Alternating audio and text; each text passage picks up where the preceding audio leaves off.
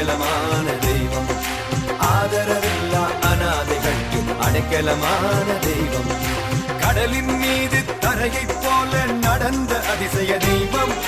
கடலின் மீது தரையைப் போல நடந்த அதிசய தெய்வம். கூட்டப்பட்ட வீட்டுக்குள்ளே கடந்து வந்த தெய்வம். கூட்டப்பட்ட வீட்டுக்குள்ளே கடந்து வந்த தெய்வம். ஒரு குற்றம் கூட ஒரு குற்றம் கூட ஒரு குற்றம் கூட செய்யாத ஒரே ஒரு தெய்வம்.